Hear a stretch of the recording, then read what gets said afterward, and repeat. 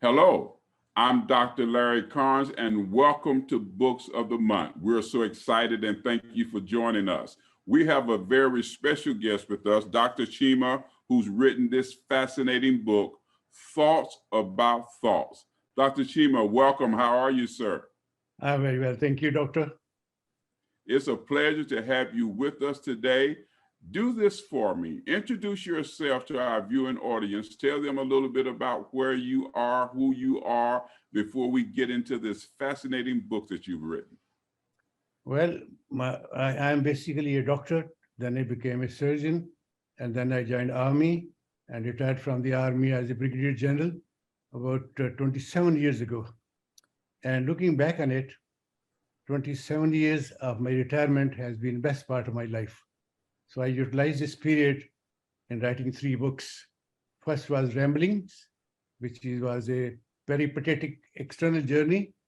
Second book we're talking about is the internal journey, my worldview of what I think about the world. I haven't read very many books, but I have read life because I worked in Nigeria for 5 years. I worked in England for 5 years. So I've had a very rich life. I traveled around the globe twice. So I've learned more from people than from my books. So that I recorded in my books.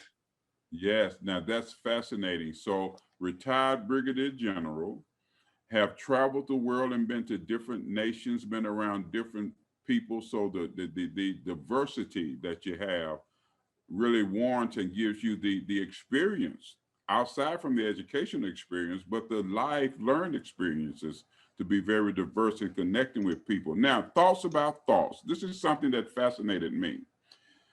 You said that life is far too short for one to start learning from scratch. In honoring these stray thoughts, I have leaned heavily on others. Many of my ideas tallied with those of my associates, some wise, some scholarly. Talk to us about that. I thought that was fascinating insight. Look, I am 85 years old. I am still functioning as a surgeon. I have friends from the Army, which the friendship lasts over 30, 40 years, and they are very learned people. I work in a hospital where it's more of a get together than hard work because we are all retired people. So those are my associates, and one is more scholarly than other.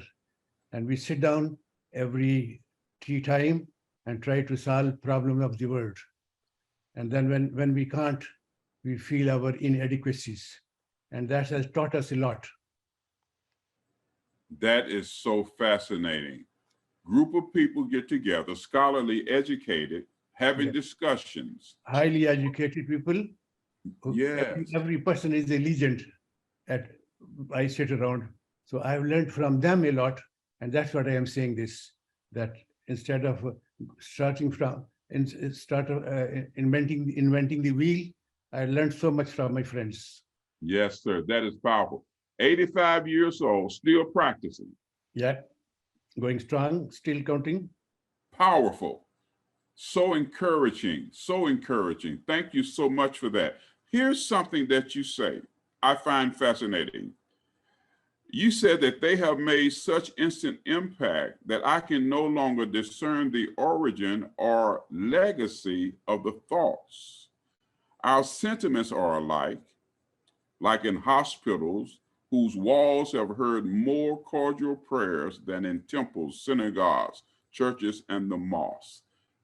Fascinating. Talk to us about that, if you will. Well, when patients come to doctors, this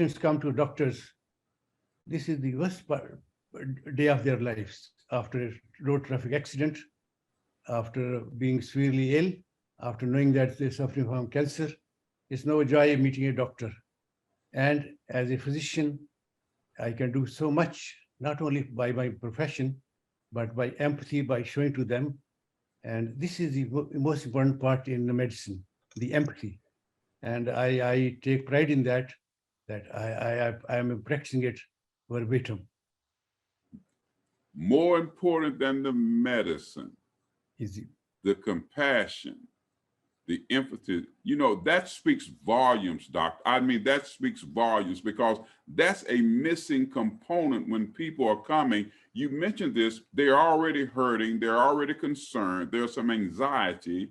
The medicine will do something, but the compassion that you talk about, speak to us about that and how important that is when you share that with your patients. If you don't mind, I'm going to tell you a little story about. Yes, sir, please. Legend has it that there was a holiness like you and a surgeon who died the same day. So they reach heaven and angels ask, where should we take this padri? He said, take him to hell. And then about this surgeon who has a very bad reputation, kills people every day. He said, take him to heaven, take him to paradise. Everybody was surprised, and the padri were very angry with God. Look, I've been practicing and sermonizing all my life, and this surgeon who's killed so many people, you send him to paradise and me to hell. Is that fair? God said yes, because when the padri prayed, the parish slept.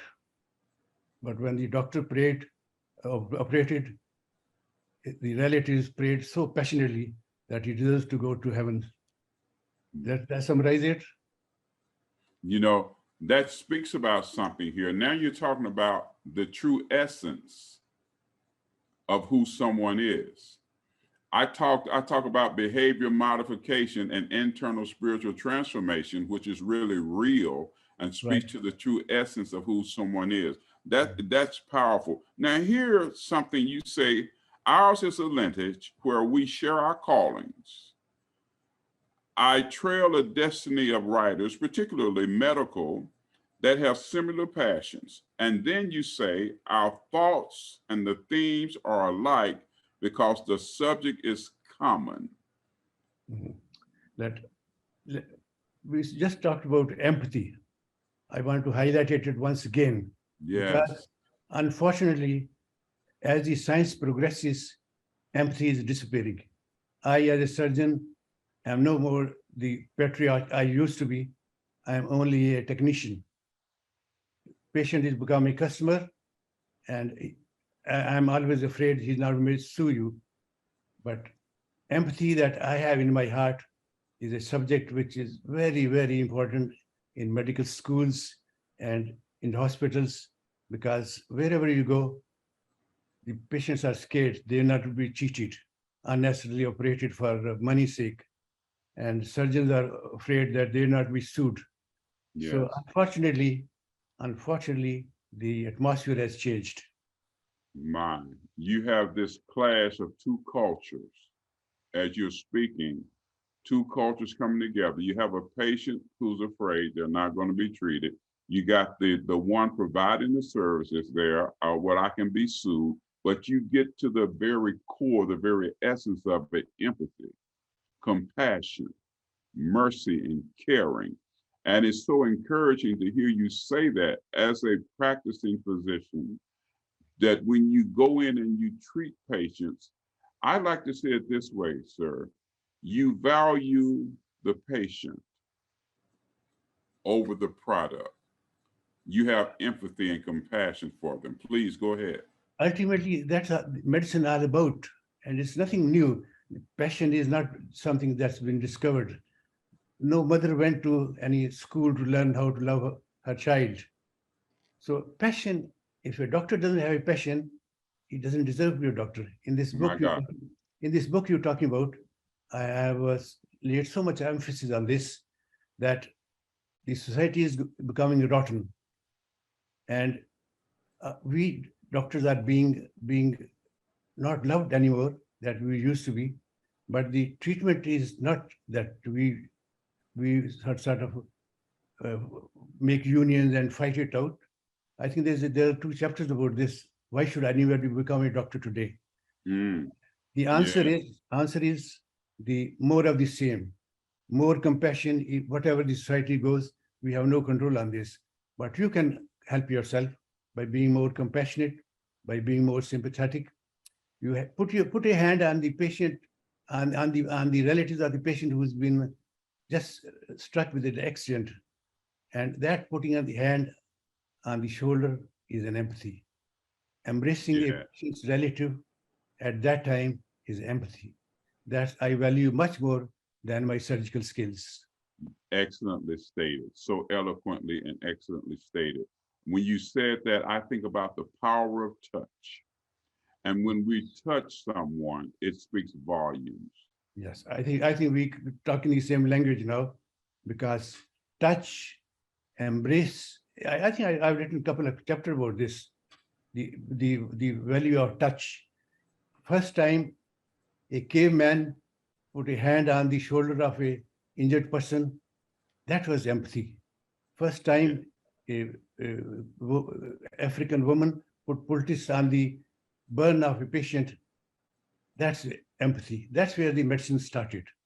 And I think, unfortunately, as we are becoming so-called civilized, we're losing all that touch. My goodness. Yes, sir. I want our viewing audience, I want to share this.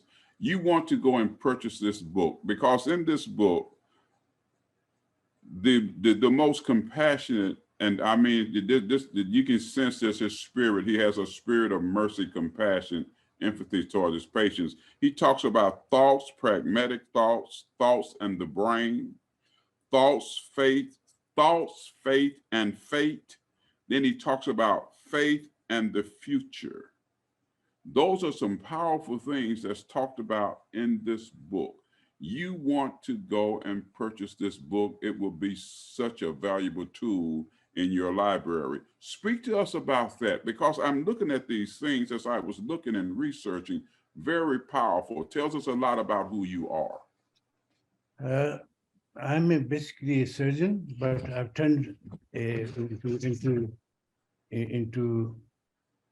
a writer now, because I find my experiences are so extensive that people should learn something. So it's what I've done is really, this is there are two journeys really. An external journey, when I went around the world and all that, and then there's the internal journey, the book you have in your hands, what I think about life. So these are the two journeys that I described, and obviously there's a third journey which we all take. That's when we take a final journey. I've on that. So I have I've done my duty, and I think whosoever wants to buy it wouldn't regret it. In fact, I tell you honestly, I didn't write this book to become a bestseller. I wrote this book because life is like a mirror. It was getting a bit dusty, and when I wipe it, I couldn't see much. So I wiped the mirror, and I've seen myself in full bloom. That there's external journey and there's the internal journey, and I have summarized all this. For instance, in the book I wrote, first book, Ramblings. We have 90 seconds remaining. 90 seconds. So if you will, please tell people how they can get in touch with you. Is it via email, website, and share that with us? Take 60 seconds to do that. This book is readily available on Amazon and Barnes and Nobles. Anybody can get from there. My email is munir@cheema hotmail.com. I'm readily available to pass any information. The book is readily available. And I think my life inside and outside is probably worth going through. You won't regret reading this book. Yes, thank you so much. I've heard you speak so eloquently, and you've shared your heart, the compassion, the empathy that you have. Yes, you're a physician, but you talked about caring for the people. Speaks volumes. Want to thank you so much for being our guest today.